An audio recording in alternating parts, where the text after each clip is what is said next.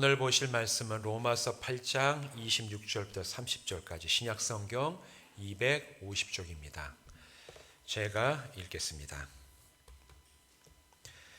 이와 같이 성령도 우리의 연약함을 도우시나니 우리는 마땅히 기도할 바를 알지 못하나 오직 성령이 말할 수 없는 탄식으로 우리를 위하여 친히 간구하시느니라.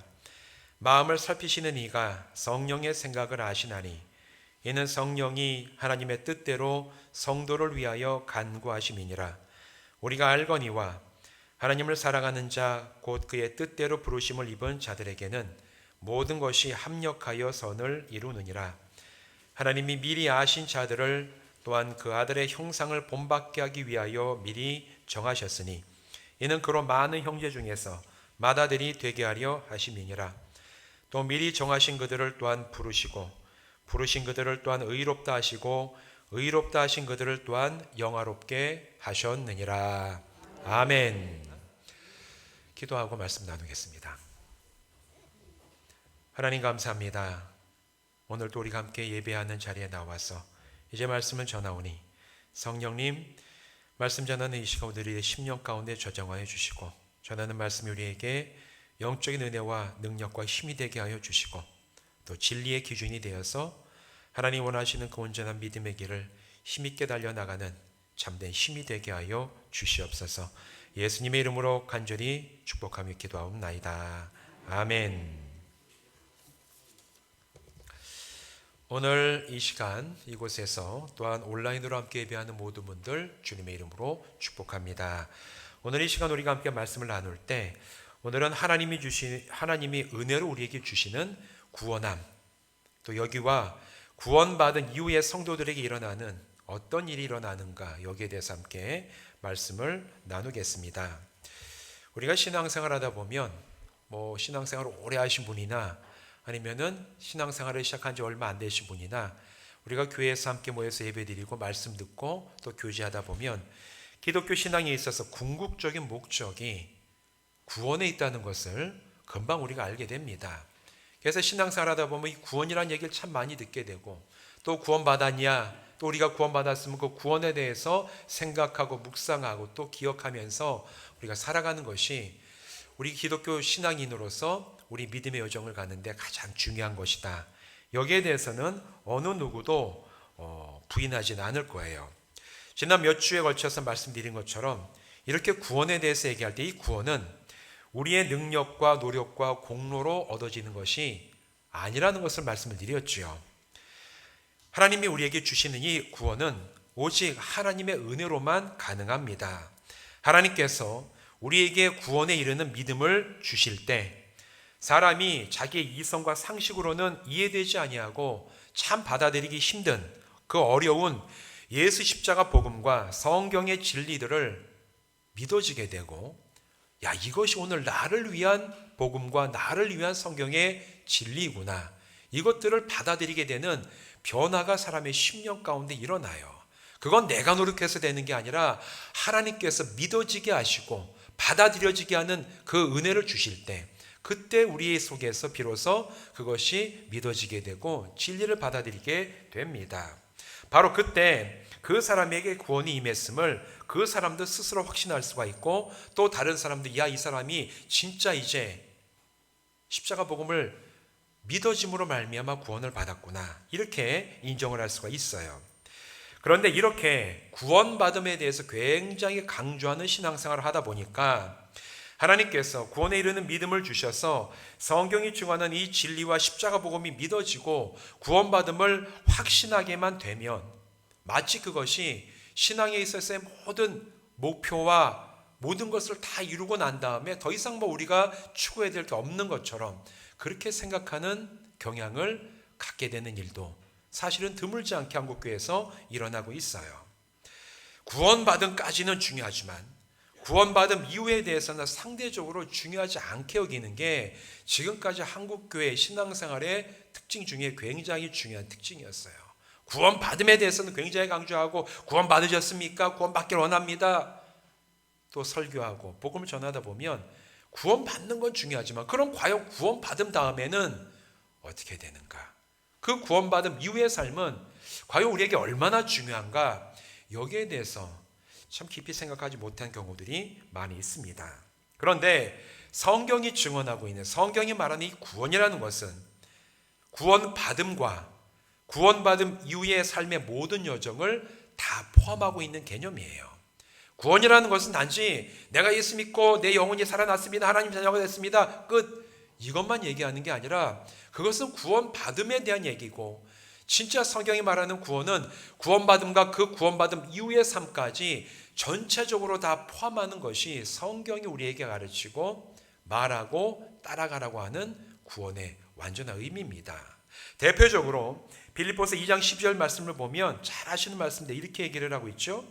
그러므로 나의 사랑하는 자들아, 너희가 나 있을 때뿐 아니라 더욱 지금 나 없을 때에도 항상 복종하여 두렵고 떨림으로 너의 구원을 이루라. 잘 알고 있는 말씀이죠.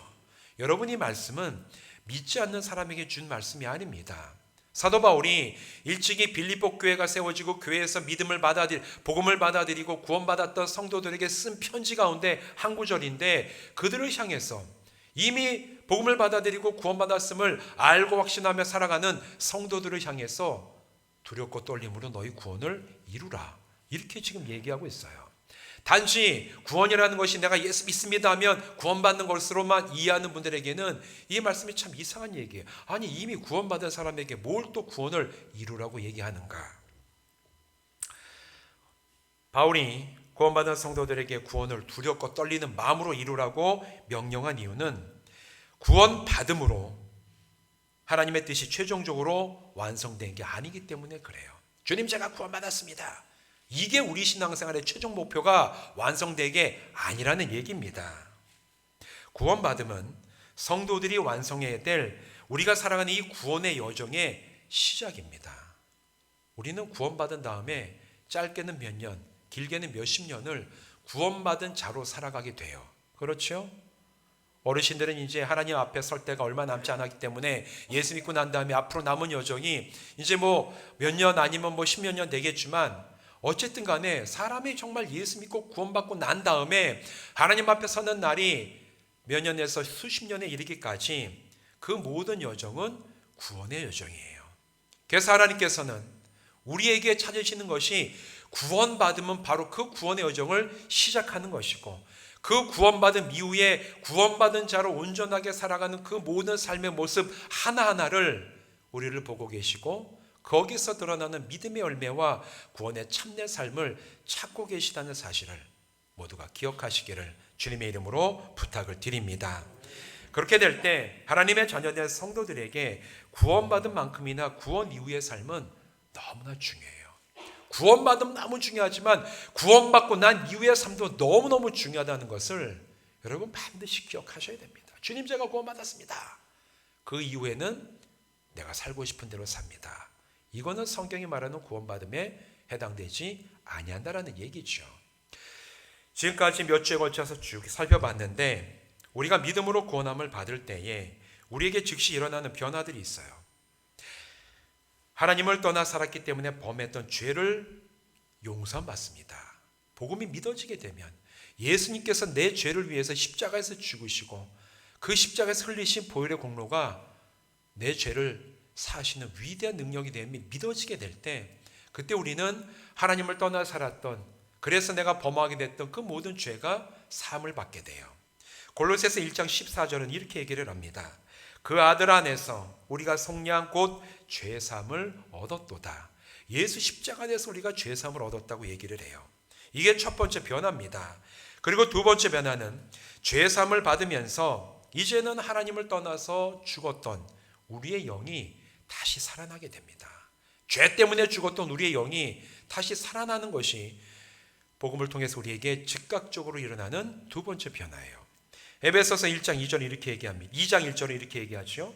그는 허물과 죄로 죽었던 너희를 살리셨도다. 너희를 살리셨다는 얘기는 너희가 그 이전에는 죽었다라는 얘기예요. 뭐로? 죄와 허물로 죽었던 너희를 예수 십자가 복음에 믿어지는 은혜를 주시고, 그들이 믿을 때 그들의 속에서 용서함과 동시에 죄로 인해 죽었던 영을 살려내시는 놀라우신 변화를 믿는 그때에 즉각적으로 일으키신다라는 겁니다. 그리고 난 다음에 또 일어나는 세 번째 변화는 하나님께서는 우리를 죄사하시고 우리 죽은 영을 살려내신 다음에 이제 끝, 너희가 알아서 살아가라, 이게 아니라 다시 살아난 성도들을 하나님의 자녀로 부르시고 자녀 삼아 주셨다라고 얘기를 합니다. 요한복음 1장 12절 말씀 이렇게 얘기하고 있어요. 영접하는 자, 곧 그 이름을 믿는 자들에게는 하나님의 자녀가 되는 권세를 주셨으니, 이게 우리에게 주어진 세 번째 놀라운 변화예요. 그냥 죄 용서 받고 죽은 영에 살아나서 오케이 됐다, 이제 너희들 나가서 너희 힘껏 마음대로 살아라, 이게 아니라 그렇게 살아날 성도 한 사람 한 사람을 하나님의 자녀로 부르시고 자녀로 삼아 주셨다. 이게 우리에게 권세가 된다라고 성경은 분명히 증언을 합니다. 그리고 마지막 네 번째, 하나님은 자녀된 우리들의 심령 가운데 성령님을 보내셔서 거하시게 한다라고 성경은 증언을 합니다. 고린도후서 1장 21절 22절은 이렇게 얘기를 하죠. 우리를 너희와 함께 그리스도 안에서 굳건하게 하시고 우리에게 기름을 부으신 이는 하나님이시니 그가 또한 우리에게 인치시고 보증으로 우리 마음에 성령을 주셨느니라. 우리의 죄를 사하시고 죽은 영을 살려내시고 하나님의 자녀가 되게 하셨어요. 이것을 어떻게 보증하시느냐, 어떻게 해서 이것을 알게 하시느냐, 하나님께서 성령님을 성도들의 심령 가운데 보내셔서 너희가 하나님의 자녀가 된 것을 보증하시고 인치셨다, 도장을 찍으셨다라는 얘기예요. 뭐로? 성령께서 우리 가운데 거하게 하시면서, 그래서 우리가 하나님의 자녀됨을 계속해서 기억하고 믿게 하시고 일깨워 주심으로 우리가 하나님의 자녀임을 늘 기억하며 그 권세대로 살아가게 하셨다라고 성경은 얘기를 하고 있습니다. 이게 구원을, 내가 믿음을 주실 때 그 믿음을 통해서 구원받을 때 그 즉시 일어나는 변화입니다. 우리 안에서 이 네 가지는 즉시 일어나요. 근데 여러분, 이 변화들의 공통된 특징이 있어요. 이 특징은 영적인 변화라는 얘기입니다. 우리 내면에서 일어나는 변화예요. 이 말은 믿음으로 우리가 구원함을 받을 때 우리에게 어떤 물리적이거나 육체적인 변화를 가지고 오는 게 아니라는 얘기입니다. 변화의 시작은 우리의 내면과 영혼, 우리 내 속사람에서부터 변화가 일어나지요. 그런데 우리 육체는 우리가 변화된다고 해서 그 사람이 갑자기 막 엄청나게 막 영혼과 같이 힘이 생기고 능력이 뛰어나고 없던 막 지능이 막 올라가고 이런 식으로, 그런 변화는 사실 구원받는다고 우리에게 일어나는 건 아닙니다. 여러분, 구원받은 이후에도 성도들은 이 땅에서 불완전하고 연약한 인간으로 살아가게 돼요. 이게 사실 현실입니다. 때로는 슬픔과 아픔을 경험하게 됩니다. 구원받았음에도 우리가 구원받은 하나님의 자녀로 이 땅에 살아가지만 때로는 슬픔을 경험할 때도 있고 아픔을 겪을 때도 있어요. 예상치 못한 고난과 질병을 만나 고통을 감당해야 할 때도 있습니다. 우리가 구원을 받았음에도 결단과 의지가 약해서 세상의 유혹에 흔들릴 때도 있고 넘어질 때도 있어요. 믿음이 약해지기도 하고 의심이 마음을 흔들어 놓을 때도 있습니다. 여러분, 지금까지 우리가 예수 믿고 살아왔던 여러분의 지난날의 삶을, 이 신앙의 여정을 한번 돌아보시기 바랍니다. 그 지난 삶 속에 우리는 얼마나 연약하고 흔들리면서 지금까지 왔습니까? 내가 예수 믿은 다음에 나는 한 번도 유혹당한 적 없고, 나는 한 번도 어려움 당한 적 없고, 모든 걸 다 나는 잘 해결해 왔다 라고 말씀하실 수 있는 분 계십니까? 그런 분에 제가 좋은 뭘 선물해 드릴까요? 뭘 하면 좋을까요? 한우 고기를 뭐 선물해 드려야 될까요? 잘하셨다고? 여러분 한번 생각해 보십시오. 나는 예수 믿은 다음에 시험 된 적 한 번 없고, 난 늘 기쁘고 감사하고, 난 슬픔과 고통 당한 적이 없다. 그렇게 말씀하시는 분이 계시다면 제가 조심스럽게 좀 마음을 좀 새롭게 한번 살펴보셔야 되지 않겠나, 좀 그렇게 제가 말씀을 드리고 싶습니다. 사실 그렇지 않죠. 우리는 다 알아요. 내가 예수 믿고 구원받은 이후에도 우리가 살아가지만 우리가 얼마나 연약한 존재로 살아가고 있는지, 때로는 우리가 얼마나 흔들리고, 때로는 우리가 얼마나 고통당할 때도 있고, 때로는 내 마음과 육신이 때로는 질병 때문에 시달릴 때도 있음을 우리가 경험해봐서 잘 알고 있습니다. 여러분, 이런 모습이 이상합니까? 이상한 모습이 아니에요. 구원받았음에도 우리가 연약한 인간이기 때문에 때로는 감당해야 될 우리들의 모습입니다. 그래서 여러분 사시다가 때로는 어려움 당할 때 내가 믿음 있는 사람인데 왜 나에게 이런 일이 당하는가, 그렇게 여기지 마십시오. 믿음이 좋은 사람이라도 때로는 고통을 당할 때가 있어요. 하나님께서 사랑하시고 정말 구원의 온전한 믿음을 누리며 살아가는 사람일지라도 때로는 아픔을 겪을 때도 있습니다. 우리가 연약한 인간이기 때문에 그래요. 그렇기 때문에 내 모습에서, 내 삶 속에서 연약함이 있다고 해서 여러분 실망하지 마십시오. 그때는 하나님 앞에 주님, 내가 이렇게 연약하고 내가 이렇게 참 부족한 사람입니다, 이걸 온전히 인정하시면서 엎드리는 성도들 되시기를 주님의 이름으로 부탁을 드립니다. 하나님은 우리의 약함을 꾸짖지 않으세요. 문제는 약할 때 하나님을 의지하지 않는 게 우리의 문제지, 우리가 구원받았음에도 우리가 약한 모습을 가지고 가는 것에 대해서 하나님은 우리를 책망하거나 꾸짖지 않으십니다. 우리의 약함을 인정하고 하나님 앞에 엎드릴 때 바로 그때 하늘로부터 하나님이 예비하신 놀라운 위로와 소망과 은혜가 우리의 심령과 삶 가운데 임하게 될 줄로 믿습니다. 이 은혜를 받아 누리며 살아가는 우리 모든 성도들 되시기를 주님의 이름으로 부탁을 드립니다. 아까도 말씀드렸지만 구원받았다는 것이 우리 개개인 자체의 능력을 강하게 만들어 주진 않아요. 구원받았다고 그 사람이 병에 걸리지 않는 것도 아니고, 구원받았다고 해서 그 사람이 하는 모든 게 다 잘 해결되냐, 그것도 아닙니다. 그러나 우리가 구원을 받게 되면 구원받은 이후에 살아가는 삶 가운데 일어나는 굉장히 중요한 변화가 있어요. 그게 뭐냐면 성령님께서 우리의 연약함을 아시고 우리를 도우신다라는 사실입니다. 오늘 본문 말씀 26절이 바로 여기에 대해서 얘기해 주고 있습니다. 우리 함께 읽어보실까요? 26절 한 목소리로 같이 읽겠습니다. 시작. 이와 같이 성령도 우리의 연약함을 도우시나니 우리는 마땅히 기도할 바를 알지 못하나 오직 성령이 말할 수 없는 탄식으로 우리를 위하여 친히 간구하시느니라. 아멘. 이 말씀을 보세요. 성경도 이미 우리가 구원받았음에도 우리가 연약함을 인정을 합니다. 너희는 구원받았기 때문에 완벽해야 된다. 성경은 어느 곳에서도 한 번도 그런 얘기를 하지 않아요. 성경은 완벽하라고 얘기하지 않습니다. 성경은 우리가 구원받았음에도 우리가 연약한 존재일 수밖에 없는 것을 이미 인정하고 있고, 사도 바울도 이미 충분히 그걸 알고 있었어요. 때로는 고난을 통과하느라고, 때로는 세상과 죄악의 유혹 앞에서 어떻게 기도해야 될지도 알지 못할 때가 우리 삶 가운데 있지 않습니까? 때로는 큰 시험 앞에서 주님, 저 어떻게 기도해야 될지도 모르겠습니다.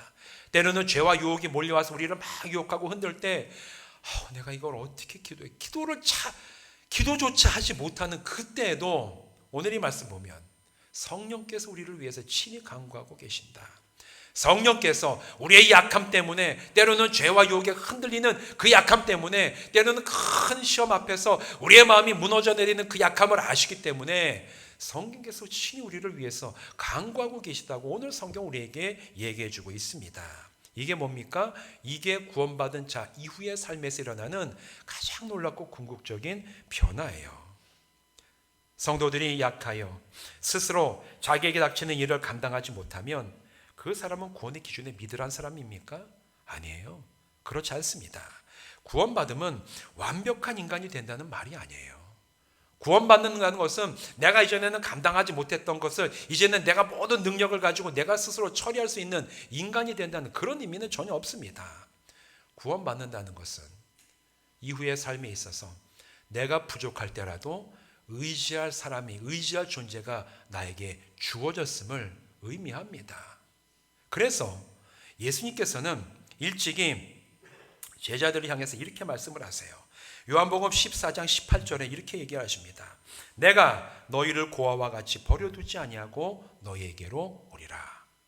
예전에 영이 죽은 자들은 마치 고아처럼 무슨 일을 당하면 스스로가 감당하지 못하면 좌절하고 낙심하고 넘어질 수밖에 없는 그런 존재였는데, 이제 예수님께서 제자들을 보시면서 얼마나 연약했습니까? 지혜도 부족하고 결단도 약하고 그렇게 3년을 예수님 따라다니면서 놀라운 이야기를, 저자 직강으로 들은 거잖아요. 우리는 성경을 통해서 예수님을 알지만 제자들은 직접 눈으로 보고 듣고 만지고 함께 식사하면서 주님을 알았지만 맨 마지막에 어땠습니까? 예수님 돌아가실 때 다 도망가 버리고 말았어요. 그게 연약한 인간의 모습이에요. 제자들의 모습이었습니다.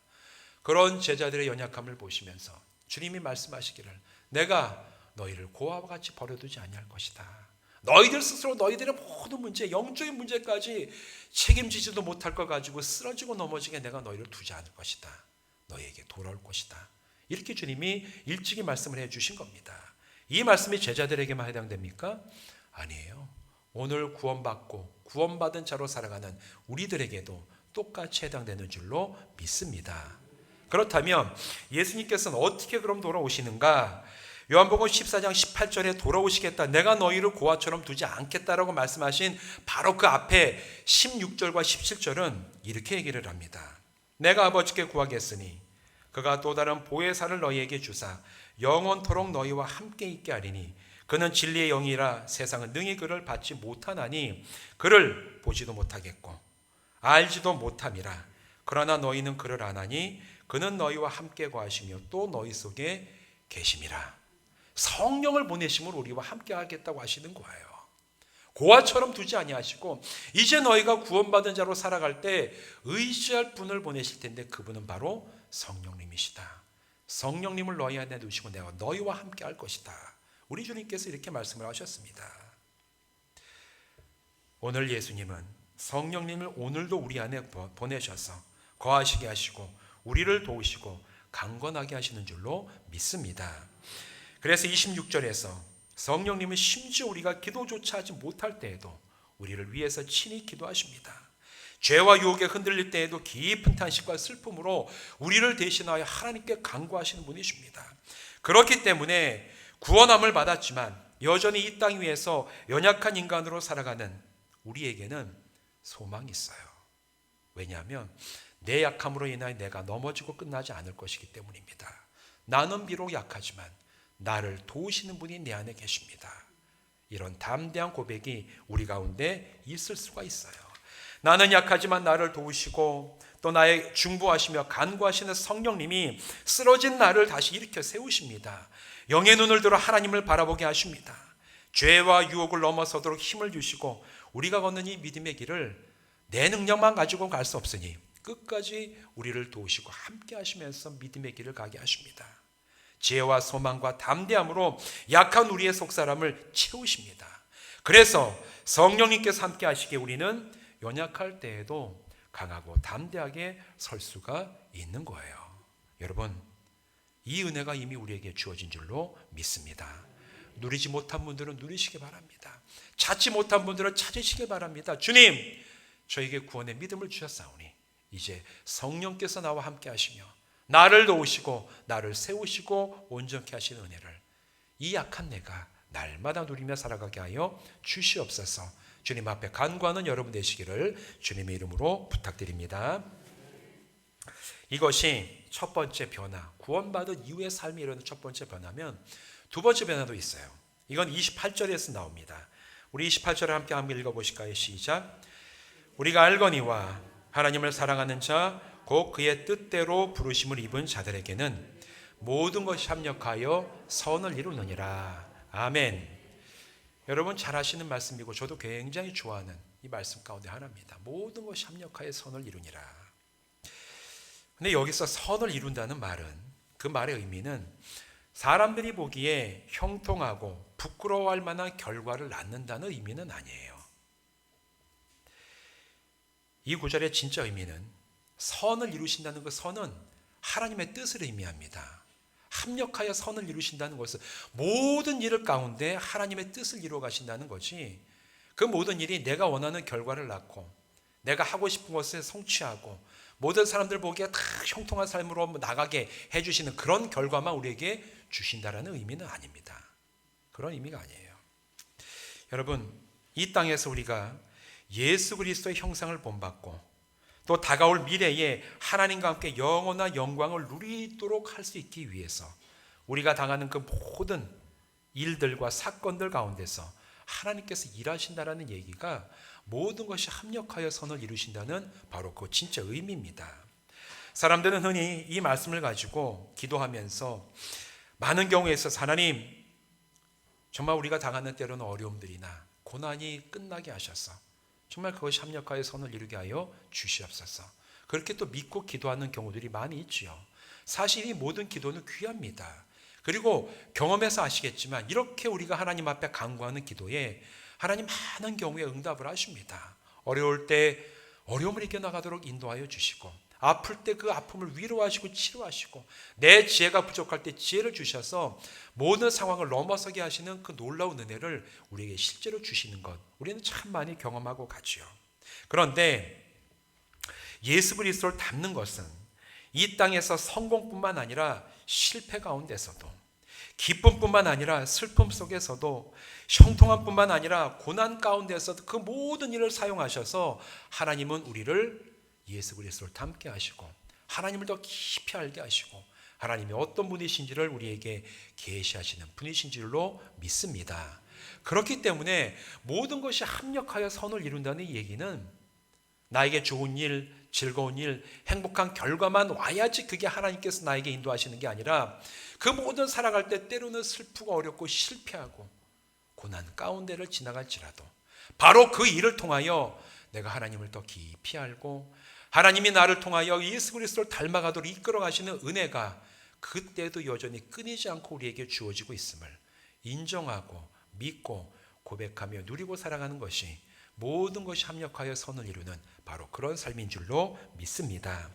그렇기 때문에 성도들은 어떤 상황과 조건 속에서 있더라도 참으로 우리는 28절 말씀을 우리의 믿음의 고백으로 드릴 수가 있어요.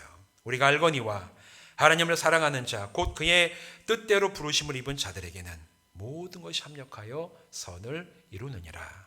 즐거울 때나 슬플 때나, 성공할 때나 실패할 때나, 고난이 있을 때나 형통할 때나 주님이 나를 부르셨사오니 제가 주님의 부름받은 자로 살아가며 나의 살아가는 모든 삶 가운데 하나님께서 나를 예수 닮아가게 하는 놀라우신 은혜와 주님의 뜻을 온전히 이루어 가시는 줄로 믿습니다. 여러분 이 고백, 여러분의 삶 가운데 담대하게 고백하시기를 주님의 이름으로 축원드립니다. 여러분, 근데 이것을 가능하게 하신 분이 누구십니까? 그분이 바로 성령님이세요. 그래서 28절 바로 직전에 27절 하반절은 이렇게 얘기를 하죠. 하나님의 뜻, 성령이 하나님의 뜻대로 성도를 위하여 간구하심이니라. 합력하여 선을 이루는 것이 하나님의 뜻을 이루는 것이라면 누가 과연 이렇게 우리를 이끌어 가시는가? 그 전절에 있는 27절 하반절, 하나님의 뜻을 성령께서 아시기 때문에 성령께서 우리 안에 거하시며 우리로 하여금 하나님의 뜻을 이루는 삶을 살아갈 수 있도록 오늘도 믿는 자들의 심령 가운데 역사하고 계시는 거예요. 사랑하는 성도 여러분, 그렇기 때문에 하나님께서 주시는 믿음을 통하여 한 사람도 빠짐없이 정말 구원이 무엇이고 얼마나 위대한 사랑이며 구원받음의 기쁨과 감격을 놓치지 않고 모두가 다 체험하시는 우리 새로운 교회 성도들 되시기를 주님의 이름으로 축원드립니다. 구원을 체험하셔야 돼요. 하나님께서 나를 어떻게 변화시키시고 얼마나 나를 새롭게 하시는지 우리가 경험해서 알아야 됩니다. 그리고 난 다음에 구원받은 모든 성도들의 심령 가운데 거하시며 연약함을 돌보시고 하나님의 부름받은 자녀들이 하나님의 뜻에 합당하도록 살아가도록 간구하시고 돌보시는 성령님의 은혜를 누리시기를 바랍니다. 우리가 부름받고 구원받았기 때문에 이후에 구원받은 자의 삶 속에서 성령께서 함께 하시는데 바로 나의 삶 가운데 성령이 함께 하심을 체험하시길 바라요. 때로는 고난과 슬픔과 실패를 만날지라도 그곳에서 성령님이 우리를 날마다 새롭게 하시고 모든 것을 합력하여 선을 이루어 가실 줄로 믿습니다. 하나님의 뜻을 이루고 예수님을 닮아가도록 이끄시는 성령님의 능력 가운데 여러분, 하나님 앞에 서는 날까지 매일매일이 거룩하고 담대하게 구원받은 자의 삶으로 살아가시기를 주님의 이름으로 부탁드립니다. 기도하시겠습니다. 하나님, 우리에게 구원에 이르는 믿음을 허락하여 주셔서 우리가 믿을 때 우리에게 놀라운 변화를 허락하여 주시고 구원받은 자의 삶을 살아갈 때 성령님이 함께 하시며 우리를 위해 친히 간구하시고 도우시고 또 하나님의 뜻이 우리의 삶 가운데 온전하게 이루어지도록 모든 것을 합력하여 선을 이루게 이끌어 주심을 감사를 드립니다. 하나님, 이 우리 사랑하는 모든 성도들 한 사람도 빠짐없이 그 구원의 큰 은혜와 기쁨과 감격을 누리게 하여 주시옵시고, 그 이후에 구원받은 자로 삶에 살아갈 때에 성령님의 함께 하심과 모든 것이 합력하여 선을 이루는 놀라운 은혜의 삶을 체험하여 알아가는 저희들 되게 하여 주시옵소서. 예수님의 이름으로 간절히 축복하며 기도하옵나이다. 아멘.